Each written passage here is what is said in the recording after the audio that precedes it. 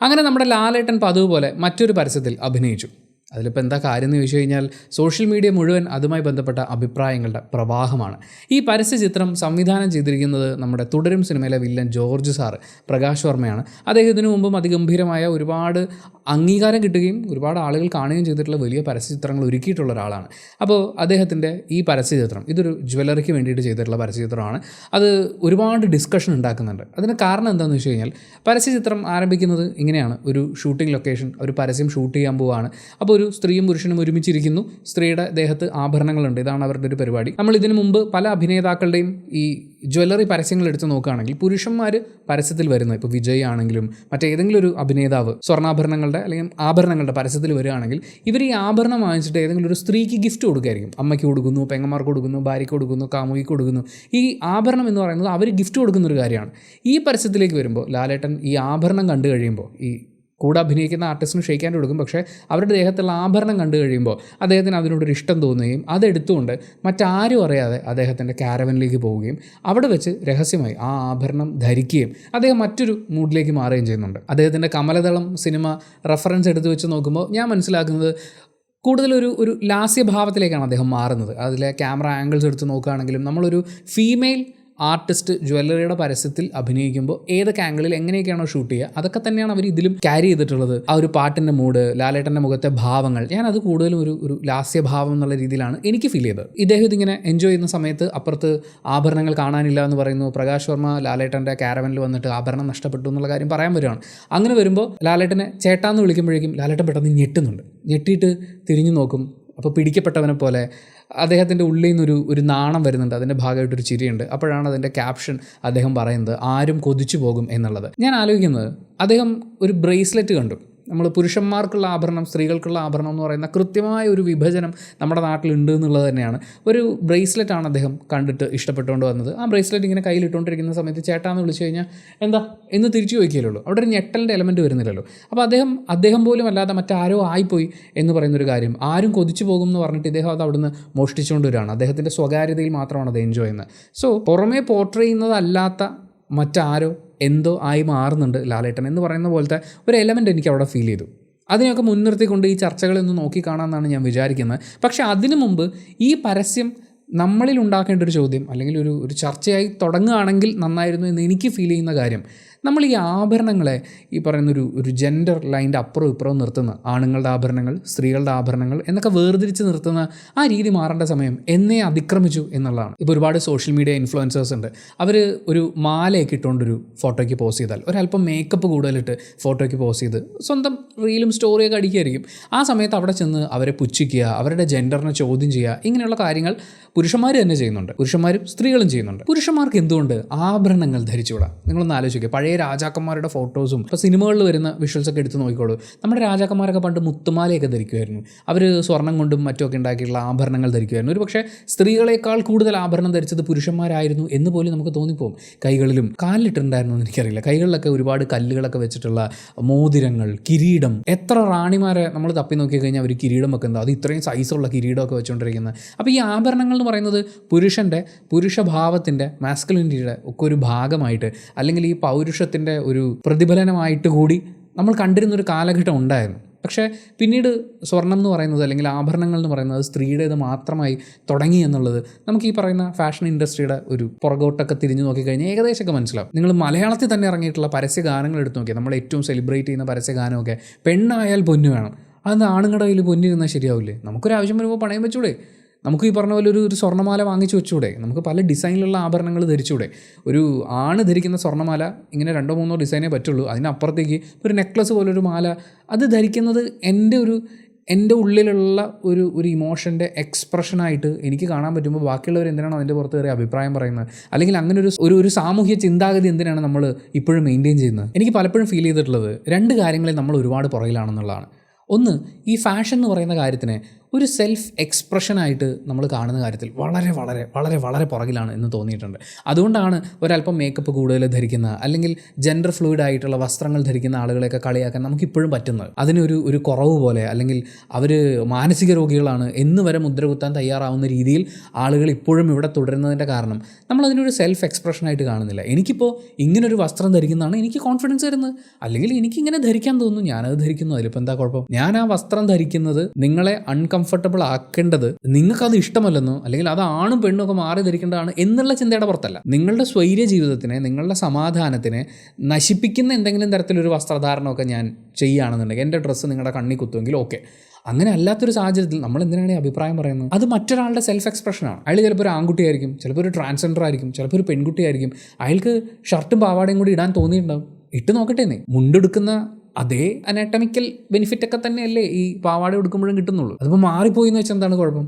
നമ്മൾ ഈ ഫാഷനെ ഒരിക്കലും അങ്ങനെ കണ്ടിട്ടില്ല. നമ്മുടെ ഫാഷൻ എന്ന് പറയുന്നത് സാരിയിൽ 3 അലിക്കത്ത് പിടിപ്പിക്കുക, ഷർട്ടാണെങ്കിൽ ഇങ്ങനെ 2 പടം വരച്ച് വെക്കുക, ഇത് തന്നെ ഭയങ്കര പ്രശ്നമായിട്ട് കണ്ടിരുന്ന ഒരു കാലമുണ്ട്. അതിന് ഏറ്റവും വലിയ ഉദാഹരണം ഈ ഷെർവാണി പോലെയുള്ള വസ്ത്രമൊക്കെ വന്ന സമയത്ത് ഒരു സമയത്തൊന്നും എനിക്കൊന്നും അത് ധരിക്കാൻ പറ്റില്ലായിരുന്നു. ഈ ഷെർവാണി എന്നൊക്കെ പറയുന്നത് ഈ ചുരിദാർ പോലത്തെ ഡ്രസ്സ്, അത് പെൺകുട്ടികളുടെ എന്നൊക്കെ ചിന്തിച്ചിരുന്നിടത്തുനിന്ന് ഒരുപാട് സിനിമകളിൽ കണ്ട് ഒരുപാട് ഇൻഫ്ലുവൻഷ്യൽ ആയിട്ടുള്ള ആളുകളൊക്കെ ധരിക്കുന്നത് കണ്ട് അത് നമ്മുടെ ശീലത്തിൻ്റെ ഭാഗമായി. ഇപ്പോൾ നമുക്കതിനെ അംഗീകരിക്കാൻ പറ്റുന്നുണ്ട്. അതിനൊരു സെൽഫ് എക്സ്പ്രഷൻ എന്നുള്ളതിനേക്കാൾ കൂടുതൽ നമുക്ക് കോൺഫിഡൻസ് തരുന്നൊരു കാര്യമാണെങ്കിൽ എന്തുകൊണ്ട് അത് ധരിച്ചുകൂടാ? 2, നമ്മൾ ഇതിനൊരു ആർട്ടായിട്ട് കാണുന്നില്ല. എപ്പോഴും സംഭവിക്കുന്നത് ഇപ്പോൾ സ്വർണ്ണാഭരണങ്ങൾ അല്ലെങ്കിൽ മറ്റ് ആഭരണങ്ങളുടെ കാര്യം എടുത്ത് നോക്കുമ്പോൾ നമ്മൾ അതിൻ്റെ മൂല്യം നോക്കും, അതിനെ നമ്മൾ വിശ്വാസമൊക്കെ ആയിട്ട് കണക്ട് ചെയ്യും. വിശ്വാസം അതല്ലേ എല്ലാം എന്നാണല്ലോ സ്വർണ്ണവുമായി ബന്ധപ്പെട്ട് നമ്മൾ ഏറ്റവും അധികം കേട്ടിട്ടുള്ള ഡയലോഗ്.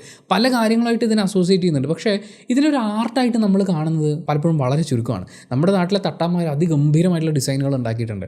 അത് കഴിഞ്ഞിപ്പോൾ ഈ ആഭരണങ്ങളുടെ ഡിസൈനിങ് പരിപാടി എന്ന് പറയുന്നത് അത് ലോകമെമ്പാടും അംഗീകരിച്ചിട്ടുള്ള ഒരു ആർട്ട് ഫോമാണ്, ഒരു തൊഴിലാണ്. അപ്പോൾ അങ്ങനൊരു ആർട്ട് ഫോമിനെ നിങ്ങൾക്കൊരിക്കലും ആർട്ടിനെ ആണിൻ്റെ ആർട്ട് പെണ്ണിൻ്റെ ആർട്ട് എന്ന് പറഞ്ഞ് വേർതിരിക്കാൻ പറ്റില്ല. അതെല്ലാ അതിർവരമ്പുകൾക്കും അപ്പുറത്തേക്ക് വളരുന്ന ഒന്നാണ്. ആസ് എൻ ആർട്ട് അതിനെ നോക്കി കാണുമ്പോൾ ഒരു ആർട്ടിസ്റ്റ് അയാൾക്ക് ഇഷ്ടമുള്ളതുപോലെ ഡിസൈൻ ചെയ്യുക, അത് ആർക്ക് വേണം ആർക്ക് ധരിക്കണം എന്നുള്ളത് ആ ആർട്ടിസ്റ്റിൻ്റെയും കൂടി ഒരു ഇഷ്ടമായി കണ്ടുകൊണ്ട് നമുക്കതിനെ അങ്ങനെ എന്തുകൊണ്ടാണ് എക്സ്പ്ലോർ ചെയ്യാൻ പറ്റാത്തത്? ഇപ്പോൾ ഈ പരസ്യത്തിൽ തന്നെ ലാലേട്ടൻ ഒരു നെക്ലസ് ഇട്ടുകൊണ്ട് വരുന്നുണ്ട്. ആ നെക്ലസിനെ ഒരു സ്ത്രീയുടെ ആഭരണമായിട്ട് തന്നെയാണ് ഈവൻ പരസ്യത്തിൽ പോലും അവർ അതിനെ പോർട്രേ ചെയ്യുന്നത് ആദ്യം. പക്ഷേ ലാലേട്ടൻ്റെ കഴുതി കിടക്കുന്നതുകൊണ്ട് അതിനെന്തെങ്കിലും മൂല്യച്യുതി സംഭവിച്ചിട്ടുണ്ടോ? ഇല്ലല്ലോ. അതിൻ്റേതായിട്ടുള്ള ഭംഗിയുണ്ട്. പിന്നെ നമ്മൾ ഈ പറയുന്ന പണ്ടത്തെ രാജാവ് പരിപാടികളിലൊക്കെ അവരിട്ടിരുന്ന ആഭരണങ്ങളൊക്കെ വെച്ച് നോക്കുമ്പോൾ ഒരു നെഞ്ചത്ത് പടച്ചട്ടയുടെ മുകളിലൊക്കെ കിടക്കുന്ന പോലത്തെ ഒരു ആഭരണമായിട്ട് അത് കിടപ്പുണ്ട്.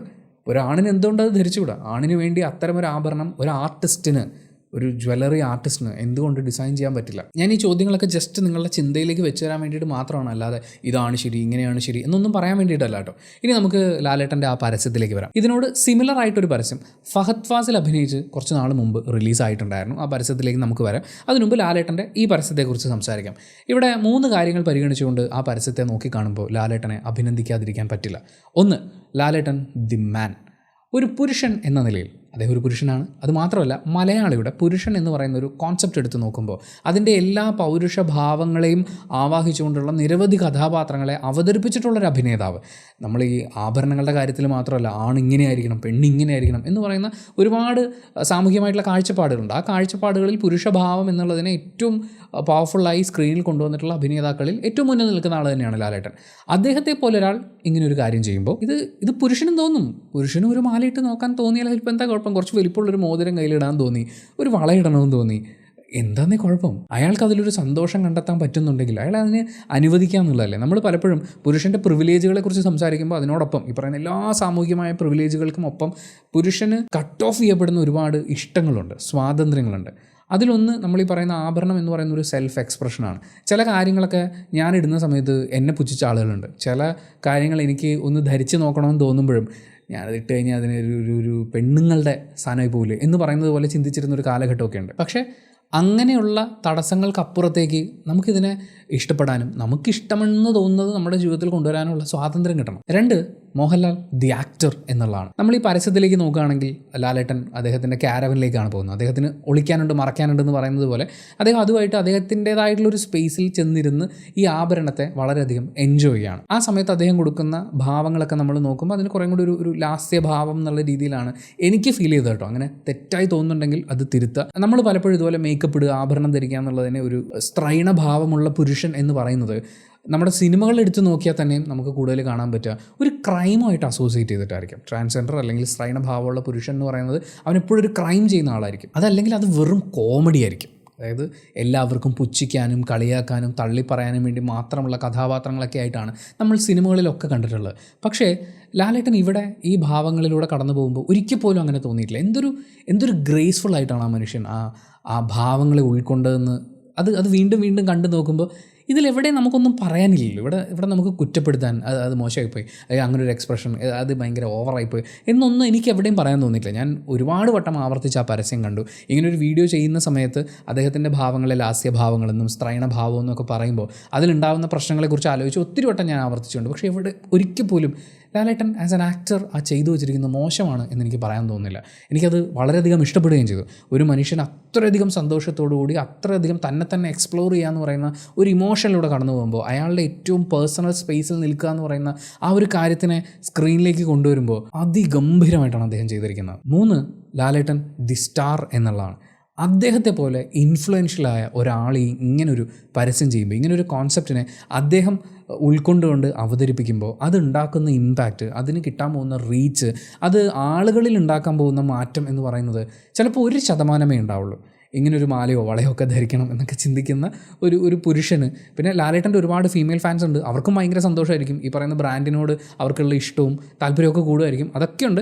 പക്ഷേ അദ്ദേഹം ഇങ്ങനൊരു കാര്യം ചെയ്യുമ്പോൾ അതിൽ ഇൻഫ്ലുവൻസ് ആവുന്ന 1% ആളുകളുണ്ടെങ്കിൽ, ആ 1% മാറ്റമെങ്കിലും ആളുകൾക്കുള്ളിൽ അദ്ദേഹത്തിന് കൊണ്ടുവരാൻ പറ്റുമെങ്കിൽ, ഒരുപാട് ചിന്തകളിൽ മാറ്റം കൊണ്ടുവരാൻ അദ്ദേഹത്തിന് സാധിക്കുമെങ്കിൽ ആ സ്റ്റാറിൻ്റെ വളർച്ചയാണ് അവിടെ ഉപയോഗിക്കപ്പെടുന്നത്. ഇനി ഫഹദ് ഫാസിൽ ചെയ്തിട്ടുള്ള പരസ്യത്തിലേക്ക് വരാം. ആ പരസ്യത്തിൽ ആക്ച്വലി ഫഹദും അദ്ദേഹത്തിൻ്റെ അമ്മ കഥാപാത്രവും കൂടി ഒരു ജ്വല്ലറി ചെന്നിട്ട് ആഭരണങ്ങൾ നോക്കുകയാണ്. അപ്പോൾ അമ്മ ഒരു ആഭരണം വാങ്ങിച്ച് ഫഹദ് ഫാസിലിൻ്റെ കയ്യിൽ കൊടുക്കുന്നുണ്ട്.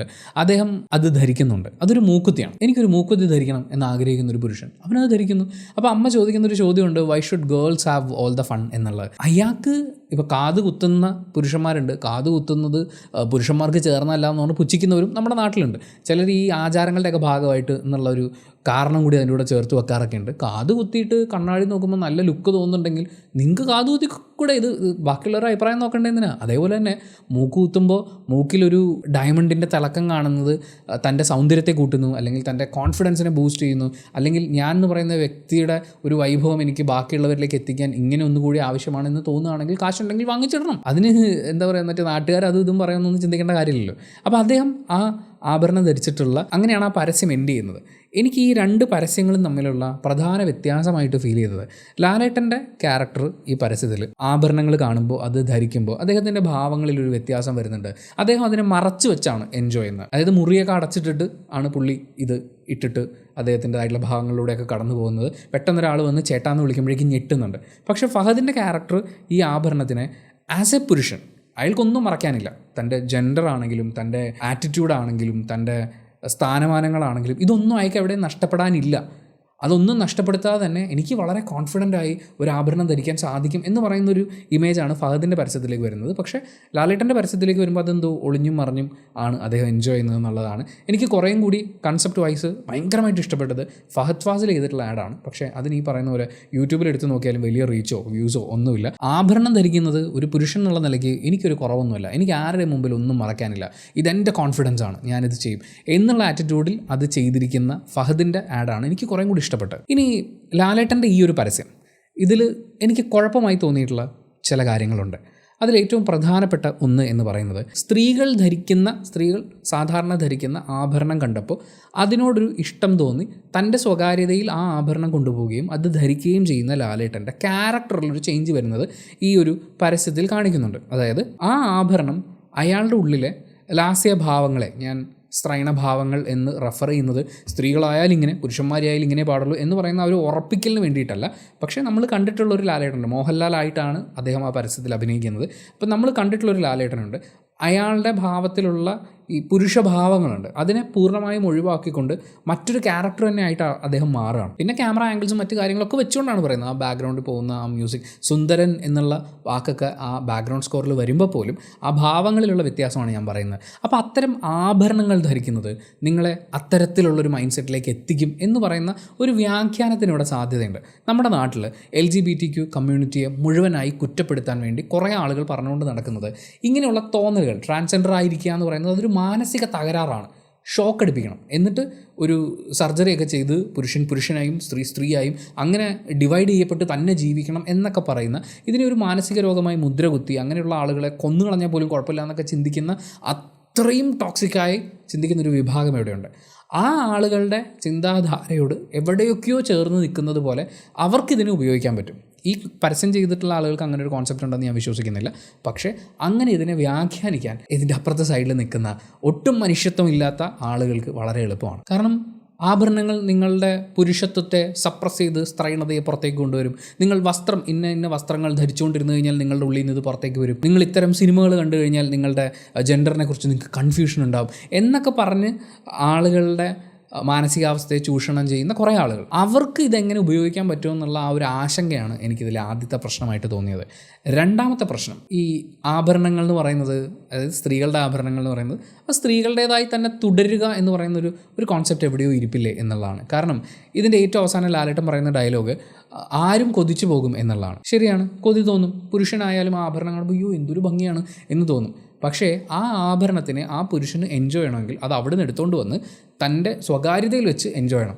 പുറത്തുനിന്ന് ഒരാൾ വന്ന് കണ്ടു കഴിഞ്ഞാൽ പിടിക്കപ്പെട്ടതുപോലെ ഫീൽ ചെയ്യണം. സോ ഒരു പുരുഷൻ എന്നുള്ള നിലയ്ക്ക് സ്ത്രീകൾക്ക് വേണ്ടി ഡിസൈൻ ചെയ്തിട്ടുള്ള ആ ആഭരണം ഞാൻ ധരിക്കാൻ പാടില്ല. എനിക്ക് കൊതിയുണ്ട്, ആഗ്രഹമുണ്ട്, അതിനുള്ള കാശുണ്ട്, എന്നെ ഒരുത്തനോട് ചോദിക്കാൻ പോകുന്നില്ല, ഇത് എൻ്റെ ജീവിതമാണ് എന്ന് പറഞ്ഞ് നിൽക്കുമ്പോഴും ഞാൻ അതെൻ്റെ സ്വകാര്യതയിൽ കൊണ്ടുവന്നിടണം. അങ്ങനെ വീണ്ടും നമ്മൾ നേരത്തെ പറഞ്ഞ ഏറ്റവും ആദ്യം പറഞ്ഞൊരു കോൺസെപ്റ്റ് ഉണ്ട്. ഈ ആഡൊക്കെ വരുന്നത് ഈ പറയുന്നൊരു കോൺസെപ്റ്റിനകത്തേക്കാണ്. അതായത് ഫാഷൻ എന്ന് പറയുന്നതിനെ, ജ്വല്ലറി എന്ന് പറയുന്നതിനെ നമ്മൾ ഈ ജെൻഡറിൻ്റെ വരമ്പുകളൊക്കെ ഭേദിച്ചുകൊണ്ട് അങ്ങനെ ഒരു കൾച്ചർ ഡെവലപ്പ് ചെയ്യുക എന്നുള്ളതാണ് ഗ്ലോബലി സംഭവിച്ചുകൊണ്ടിരിക്കുന്ന ഒരു കാര്യമാണ്.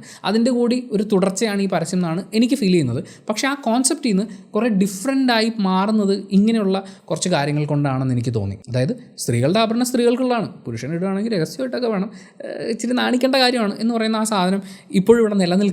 ഈ പറഞ്ഞ രണ്ട് കാര്യങ്ങൾ എനിക്കൊരു കുഴപ്പമായി തോന്നിയെന്ന് ഞാൻ പറയുമ്പോഴും ഈ പരസ്യം ഇങ്ങനെ ഒരു ചർച്ച ഉണ്ടാക്കുന്നതിൽ എനിക്ക് വളരെയധികം സന്തോഷമുണ്ട്. നമ്മുടെ സമൂഹത്തിൽ പലവിധ കാരണങ്ങൾ കൊണ്ട് ഒരുപാട് അതിർവരമ്പുകളുണ്ട്. ആൺ പെൺ ട്രാൻസ്ജെൻഡർ വ്യത്യാസങ്ങൾ, മതത്തിൻ്റെ വ്യത്യാസങ്ങൾ, ജാതിയുടെ വ്യത്യാസങ്ങൾ, പ്രായം കൊണ്ട് 100,000 കാര്യങ്ങൾ കൊണ്ട് നമ്മൾ അതിർവരമ്പുകളൊക്കെ ഉണ്ടാക്കി വെച്ചിരിക്കുകയാണ്.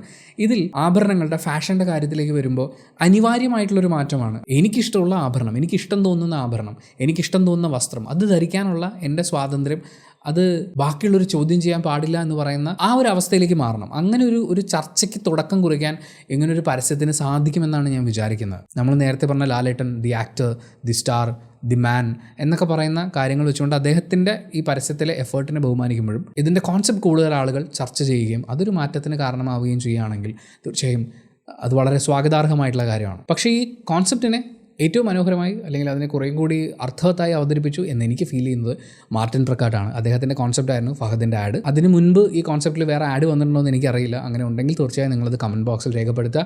ചർച്ചകളുണ്ടാവട്ടെ, മാറ്റങ്ങളുണ്ടാവട്ടെ, സ്വതന്ത്ര സുന്ദര ലോകമായി നമ്മുടെ ലോകം മാറട്ടെ അല്ലേ. Thank you so much for watching this video. Video ഇഷ്ടപ്പെട്ട ലൈക്ക് ചെയ്യുക, കമൻറ്റ് ചെയ്യുക, ഷെയർ ചെയ്യുക, സബ്സ്ക്രൈബ് ചെയ്യുന്ന കാര്യം വീഡിയോ കൊണ്ട് എന്തെങ്കിലും ഉപകാരം ഉണ്ടായെന്ന് നിങ്ങൾക്ക് തോന്നുകയാണെങ്കിൽ പരിഗണിക്കുക.